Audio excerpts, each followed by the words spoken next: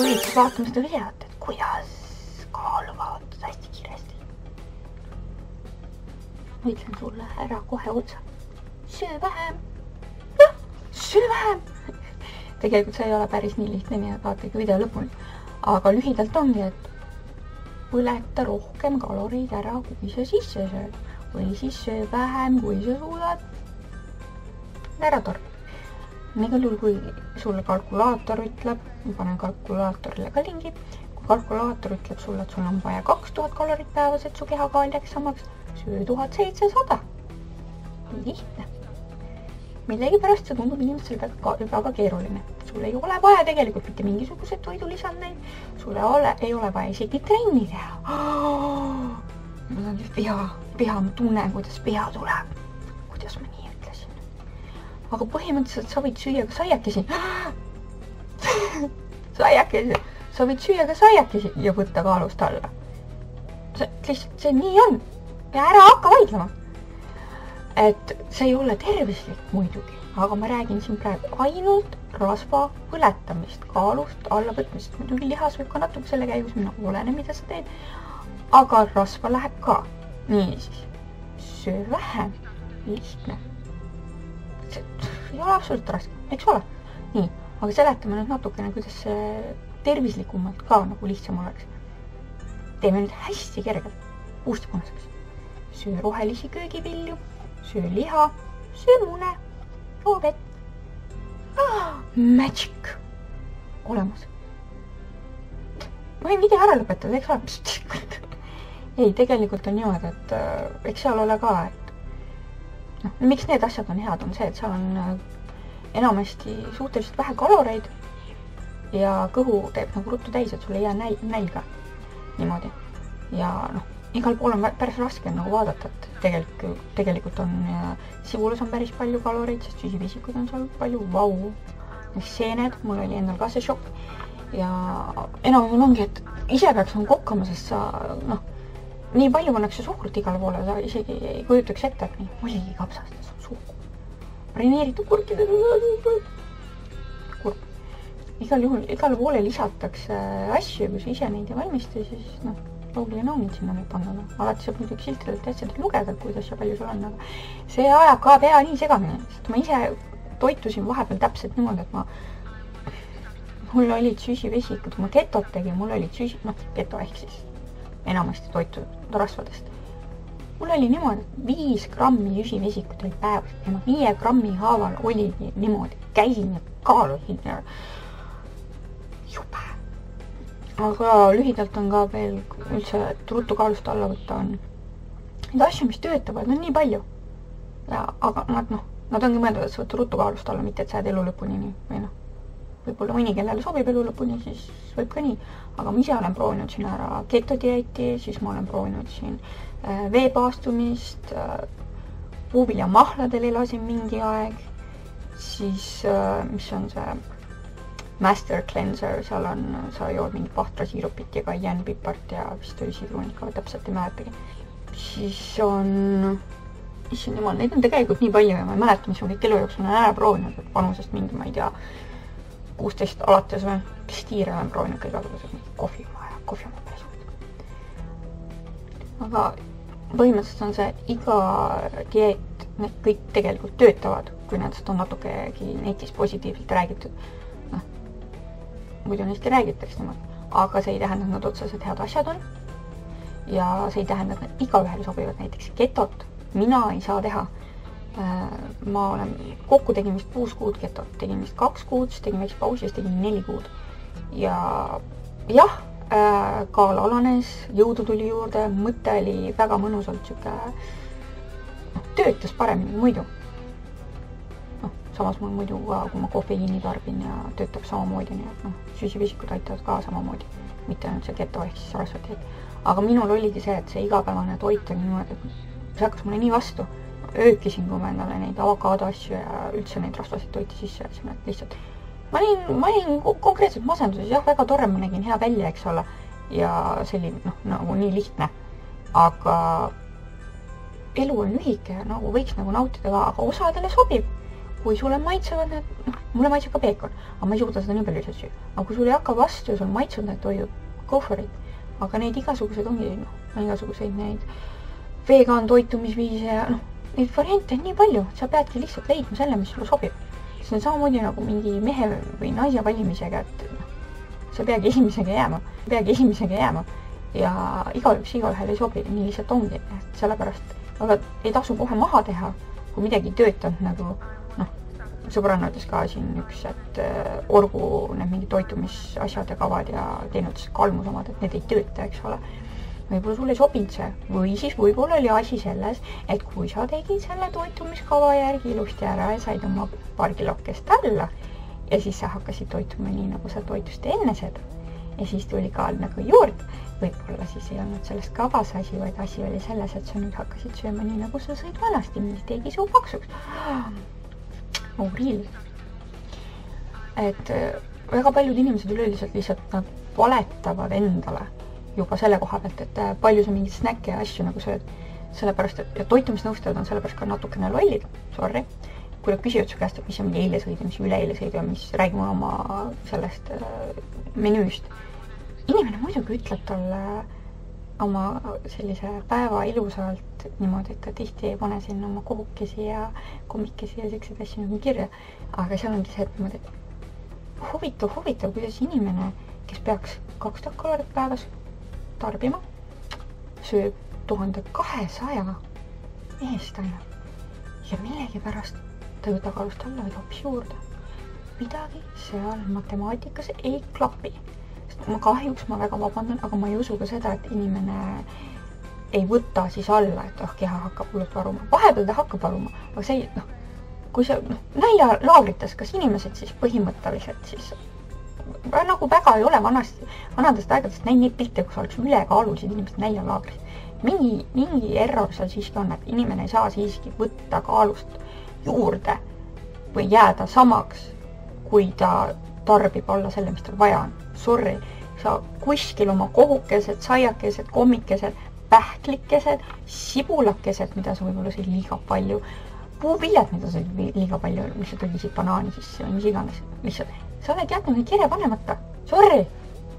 Ma saan nendele postkasti juba päris mitmed sõbrannad need kirjad, et Heeri, kuidas sa nüüd niimoodi ütlesid?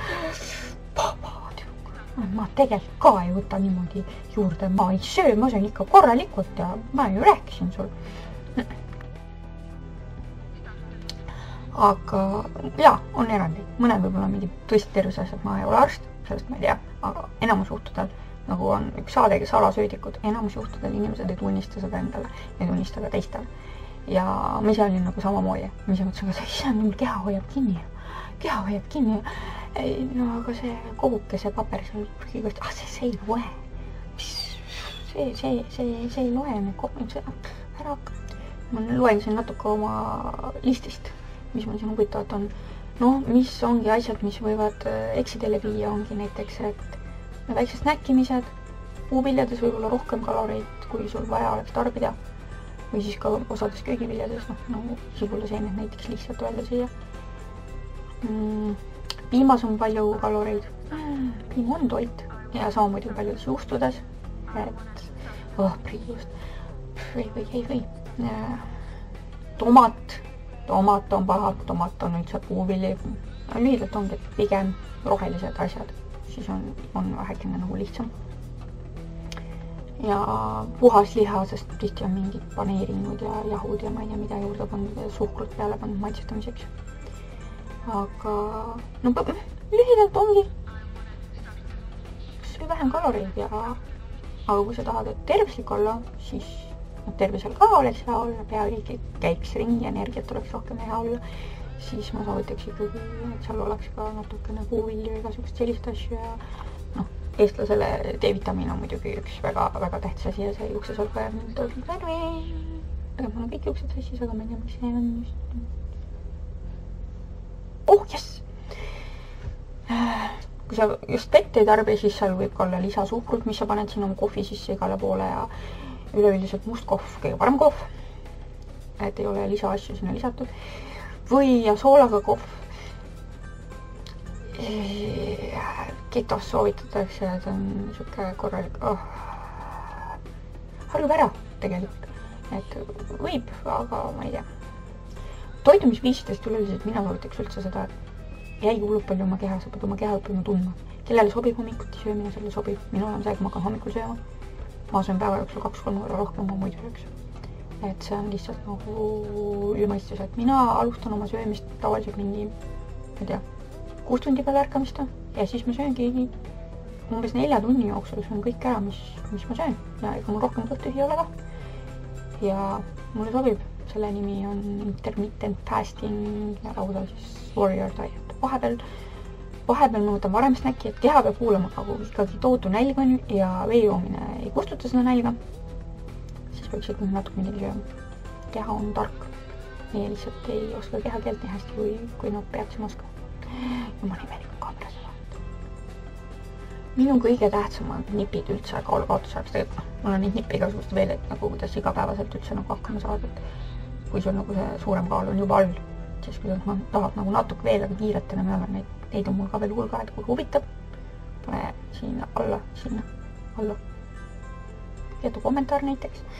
Ja siis ma tahan tulevikus veel videosid teha. Aga lühidalt ongi vähem kaloreid, kui nagu keha vajab. Siis toiduks köögiviljad, rohelised köögiviljad, liha, munad, vesi. Siis on toidulisandid. Mina soovitaks, et lihtsalt põhimõtteliselt D-vitamiini. Ja ma ise tarbin kreibiseni ekstrakti, aga see on immuunsüsteemi jaoks. Peaks olema ka rasvapõletuseks, aga mees käib ka immuunsüsteemid tõesti aitab. Kõige tähtsamas. Kõigepealt võtke üldse välja, miks sa tahad kaalust alla võtta. Kui sul ole piisavalt suur motivatsiooni, lõppeesmärki kõike paika pandud, siis sa jäädki jojo dieeti muudku pidama. Et toetavad sõbrad peavad olema. Selles suhtes, kui sul on mingi sõbrad on kõrval, kes ütlevad, kuule lähme hessi, kuule lähme mäkki. Ja ma tean, et sa praegu oled dieetile, aga no come on, ma tean, et sa tahad alla võtta, aga come on, elame, lähme mäkki. Kui sa tahad mingit mitte nii tervislikku asju süüa, söö, aga söö siis, kui sina tahad, kui sinul siis on, mitte see, et keegi survestab, et lähme, see on nii hea. Elama peab, aga peab aru saama, et kuna sina seda tahad, et ei lase nagu teistele ennast mõjutada. Kui sinul soov on vähekene rutem nagu seda kaalu olla saada, et sa ei taha oma nädala progressi mingi hessi eine alla nagu panna, siis nagu ära mine. Aga kui sa leiad asi on seda väärt ja vahepeal peab, siis nagu go for it. Ega motivatsioon on hästi-hästi tähtis. Mul on igal pool endal on mingi seinad on igasugused nippe asju täis ja pildid ja aga seda peaks lihtsalt nagu motivatsiooni on soovitatav iga päev endale teha, sest see on umbes nagu pesemine. Kui sa korra teed, sellest ei piisa vaata. Iga päev tegema.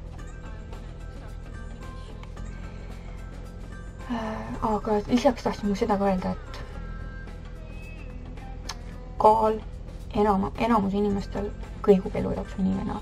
Et ära seda põed, kui sul läheb mingi paar kilo siia-sinna, nagu see on nagu normaalne, juhtub. Keha hoiab vedelikku kinni, et see ei pruugi alati olla isegi sellest, et sa nüüd oled paksuks läinud, lihtsalt keha hoiabki vedelikku kinni. Kui sa käisid nüüd eelmine päev saega söömas, see tähendab, sa oled 2 kilo raskem kui kaal seda näitab. Et ei käi päris nii. Aga kui sa nagu jällegi teed niimoodi, et sa oled nädal aega hullult tubli ja siis nädal aega ei ole tubli, siis sa võid muidugi vabalt selle nädala ajaga teha mingi enam 3 kuu töönulli või isegi kauem, sest mina olen isiklikult võtnud nädalaga 10 kilo juurde. Siiamaani ei tea kuidas, siiamaani mäletan, et läksin lausa poodi, ostsin uue kaalu, kaalusin sellega, sama seis, nutsin ja siis mõtlesin kõik kogu oma elu ümber, sest omast, sest ma sõin jumala vähe just. Aga vot, samas olen ma ka nädalaga 10 kilo alla võtnud ja seda ma ka ei tea siiamaani, kuidas nii palju, sest ma ei olnud eriti suur siis, aga see oli veepaastuga. Aga kõikide nende paastude ekstreemsete asjadega tahab ennast korralikult kurssi viia ennem kui seda nagu tegema hakata. Et need võivad mõjuda tervisele päris korralikult, aga võivad ka hästi mõjuda. Et põhimõtteliselt sellele videole tuleb part 2. Pardil on äge. Transianid ja ultratoonid ja sellised asjad on nagu tahtsin teha veel nimekirja asjadest, mida ma olen proovinud oma elu jooksul ja mis siis töötavad või ei tööta, et noh, igasugused kehakreemid, põhimõtteliselt vinguldavad kallid, ükskõik mis hinnal siis vahet pole, kuhu tasub oma raha panna ja kuhu ei ole mõtet kulutada, sest ma olen ikka oma elu jooksul 1000 eurosid kulutanud selle alla, et teada saada, kas nagu midagi neist töötab ja need on magic. Need kõik töötavad. Lihtsalt töötavad ja ongi kõik, see on ju loogiline. Kuna minul ei ole tervise multiskleroos, mis on igapäevane välja ravimatu hetkel vähemalt, siis ongi see, et oi, mina saan hakkama, miks sina hakkama ei saa?